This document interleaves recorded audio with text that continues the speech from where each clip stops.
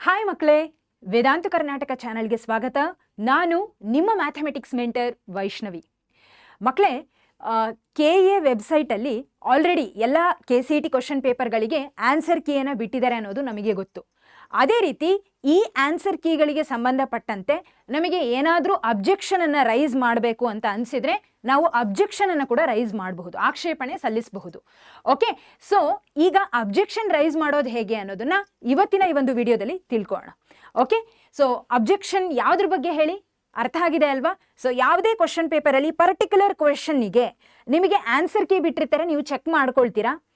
ಆ ಕೊಟ್ಟಿರುವಂಥ answer key ನೀವು ಮಾಡಿರುವಂಥ ಆನ್ಸರ್ ಎರಡರಲ್ಲಿ ಡಿಫ್ರೆನ್ಸ್ ಕಂಡಾಗ ನಿಮಗೆ ಅಲ್ಲಿ ಬಂದಿರೋ ಅಂದರೆ ಆನ್ಸರ್ ಕೀಯಲ್ಲಿ ಇರೋ ಆಪ್ಷನ್ ತಪ್ಪು, ನಿಮ್ಮದೇ ಕರೆಕ್ಟ್ ಅಂತ ಅನಿಸಿದಾಗ ನೀವು ಅಬ್ಜೆಕ್ಷನನ್ನು ರೈಸ್ ಮಾಡ್ಬೋದು. ಹಾಗಿದ್ರೆ ಹೇಗೆ ಮಾಡಬೇಕು ಅಬ್ಜೆಕ್ಷನ್ ರೈಸ್ ಅನ್ನೋದನ್ನ ಇವತ್ತಿನ ಈ ಒಂದು ವಿಡಿಯೋದಲ್ಲಿ ತಿಳ್ಕೊಳ್ಳೋಣ. ಮೊದಲನೇದಾಗಿ ನಾವು KA ವೆಬ್ಸೈಟಿಗೆ ಹೋಗ್ತೀವಿ. ಅಲ್ಲಿ KA ಹೋಮ್ ಅಂತ ಏನಿದೆ ಅಲ್ಲ, ಅದ್ರ ಮೇಲೆ ಕ್ಲಿಕ್ ಮಾಡಿದರೆ ಹೋಮ್ ಪೇಜಿಗೆ ಬರುತ್ತೆ.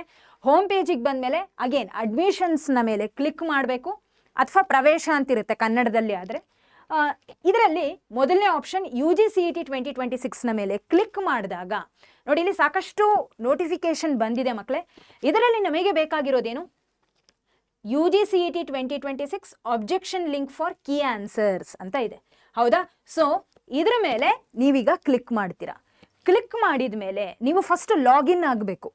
ಓಕೆ, ಸೊ ಲಾಗಿನ್ ಆಗಬೇಕು ಅಂದರೆ ಅಪ್ಲಿಕೇಶನ್ ನಂಬರ್ ಅಥವಾ ನಿಮ್ಮ ರಿಜಿಸ್ಟ್ರೇಷನ್ ನಂಬರ್, ರಿಜಿಸ್ಟರ್ ನಂಬರ್ ಏನು ಕೊಟ್ಟಿರ್ತಾರಲ್ಲ, ಅಪ್ಲಿಕೇಶನ್ ನಂಬರ್ ಏನಿರುತ್ತಲ್ಲ KCETದು, ಅದನ್ನು ಹಾಕಬೇಕು. ನಿಮ್ಮ ನೇಮ್ ಹಾಕಬೇಕು, ಡೇಟ್ ಆಫ್ ಬರ್ತನ್ನು ಹಾಕಬೇಕು, ಸೆಲೆಕ್ಟ್ ಎಕ್ಸಾಮಿನೇಷನ್ ನೋಡಿ, ಇಲ್ಲಿ UGCET 2026 ಅಂತ ಇದೆ. ಸೊ ಅದನ್ನು ನೀವು ಕ್ಲಿಕ್ ಮಾಡ್ತೀರಾ. ಅದಾದಮೇಲೆ ಇಲ್ಲಿ ಎಂಟರ್ ದ ಕ್ಯಾಪ್ಚಾ ಅಂತ ಕೊಟ್ಟಿದ್ದಾರೆ, ಇಲ್ಲಿರೋದನ್ನ ಇಲ್ಲಿ ಕ್ಯಾಪ್ಚನ ಯಥಾ ರೀತಿ ಹಾಕ್ತೀರಾ. ಅದಾದಮೇಲೆ ಲಾಗಿನ್ ಕೊಡ್ತೀರಾ. ಲಾಗಿನ್ ಕೊಟ್ಟ ತಕ್ಷಣ ನೀವು ಇದಕ್ಕೆ ಅಫಿಷಿಯಲ್ ಆಗಿ ಲಾಗಿನ್ ಆಗ್ತೀರಾ. ಓಕೆ, ಸೊ ಲಾಗಿನ್ ಆದಮೇಲೆ ನಿಮಗೆ ಈಗ ಅಬ್ಜೆಕ್ಷನ್ ರೈಸ್ ಮಾಡಬೇಕಲ್ಲಪ್ಪ.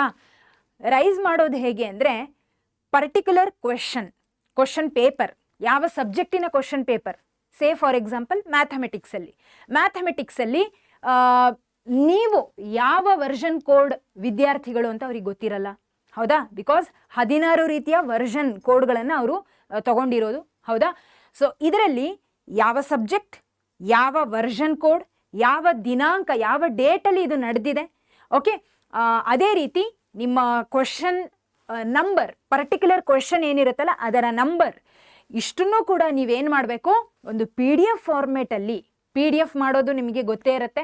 ಓಕೆ, ಅದನ್ನು ಫೋಟೋಸ್ ಎಲ್ಲ ತಗೊಂಡು ಒಂದು PDF ಫಾರ್ಮೇಟಲ್ಲಿ ತಯಾರು ಮಾಡಿ ನಿಮ್ಮ ಒಂದು ಕ್ವಶನ್ ಪೇಪರಲ್ಲಿ ಇರ್ತಕ್ಕಂಥ ಪರ್ಟಿಕ್ಯುಲರ್ ಕ್ವಶನ್ ನಂಬರನ್ನು ಹಾಕೋದನ್ನು ದಯವಿಟ್ಟು ಮರಿಬೇಡಿ. ಏಕೆಂದರೆ ವರ್ಷನ್ ಕೋಡ್ ಹಾಗೆ ಕ್ವಶನ್ ಪೇಪರಲ್ಲಿ ಇರ್ತಕ್ಕಂಥ ಪರ್ಟಿಕ್ಯುಲರ್ ಕ್ವಶನ್ ನಂಬರ್ ತುಂಬಾ ಇಂಪಾರ್ಟೆಂಟ್. ಓಕೆ, ಇದರ ಮೇಲೆ ಅವರು ಈಸಿಯಾಗಿ ಫೈಂಡ್ ಔಟ್ ಮಾಡ್ತಾರೆ. ನೀವು ಅಬ್ಜೆಕ್ಷನ್ ರೈಸ್ ಮಾಡಿದಾಗ ಕ್ಲಿಯರ್ ಆಗಿ ಅವರಿಗೆ ಅರ್ಥ ಆಗುತ್ತೆ. ಓಕೆ, ಸೊ ಇಷ್ಟು ವಿಷಯಗಳು ಅರ್ಥ ಆಗಿದೆ ಅಲ್ಲ? ಯಾವ ದಿನ ನಡೀತು ಎಕ್ಸಾಮ್ ಅನ್ನೋದು, ಡೇಟ್ ಆಫ್ ಎಕ್ಸಾಮಿನೇಷನ್, ಹಾಗೆ ಯಾವ ಸಬ್ಜೆಕ್ಟ್ನ ಕ್ವಶನ್ ಪೇಪರ್ನ ವರ್ಷನ್ ಕೋಡ್, ಹಾಗೆ ಪ್ರಶ್ನೆ ಸಂಖ್ಯೆ, ಕ್ವಶನ್ ನಂಬರ್, ಇಷ್ಟನ್ನು ಕೂಡ ನೀವೇನು ಮಾಡಬೇಕು, PDF ಫಾರ್ಮೇಟಲ್ಲಿ ಅವರಿಗೆ ಫಿಲ್ ಮಾಡಿ ಅಪ್ಲೈ ಮಾಡಬೇಕು. Okay, you have to upload there. Okay, so ಇಷ್ಟು ಮಾಡಿದಾಗ ನಿಮ್ಮ ಅಬ್ಜೆಕ್ಷನ್ ಅಲ್ಲಿ ರೈಸ್ ಆಗುತ್ತೆ. ಫೈನ್. ಸೊ ಆ್ಯಂಡ್ ಫೈನಲಿ ನಮಗೆ ಗೊತ್ತಿದೆ ಅದನ್ನು ಈ ಒಂದು ಪರ್ಟಿಕ್ಯುಲರ್ ಟೀಮ್ ಮೆಂಬರ್ಸ್ ಇರ್ತಾರೆ, ಏನಂತ ಹೇಳ್ತೀವಿ, ಶಿಕ್ಷಣ ತಜ್ಞರು, ಅವರೆಲ್ಲ ಅದನ್ನು ಸ್ಕ್ರೂಟಿನೈಸ್ ಮಾಡ್ತಾರೆ. ಯಾವುದು ಸರಿ ಯಾವುದು ತಪ್ಪು, ನಿಮ್ಮ ಅಬ್ಜೆಕ್ಷನ್ ಎಷ್ಟು ಕರೆಕ್ಟ್ ಆಗಿದೆ ಎಲ್ಲವನ್ನು ನೋಡಿ finally they will give the final outcome ಅಥವಾ result. Fine, all right. So ಅಬ್ಜೆಕ್ಷನನ್ನು ರೈಸ್ ಮಾಡೋದು ನಿಮಗೆ ಗೊತ್ತಾಗಿದೆ ಅಂತ ಅಂದ್ಕೊಂಡಿದ್ದೀನಿ ಮಕ್ಕಳೇ. ಎಲ್ಲ KA ವೆಬ್ಸೈಟಲ್ಲೇ ಇರುವಂಥದ್ದು. You have to check everything. Okay, first ನೀವೇನು ಮಾಡಬೇಕು, ಲಾಗಿನ್ ಆಗಬೇಕು. ಲಾಗಿನ್ ಆದರೆ ಮಾತ್ರ you can raise the objection. Clear? Okay, so ಹಾಗಿದ್ರೆ ಮುಂದಿನ ಒಂದು ವಿಡಿಯೋದಲ್ಲಿ ಮತ್ತೊಂದು ಅಪ್ಡೇಟ್ನ ನಿಮಗೆ ತಿಳಿಸೋದಕ್ಕೆ ನಾನು ಬರ್ತೀನಿ. ಅಲ್ಲಿವರೆಗೂ take care everyone, have a great day. ಮತ್ತೆ ಸಿಗೋಣ. ಧನ್ಯವಾದಗಳು. ನಿಮಗೇನಾದರೂ ಡೌಟ್ ಇದ್ದರೆ ಕಮೆಂಟ್ ಸೆಕ್ಷನಲ್ಲಿ ಹಾಕಿ, I will help you out.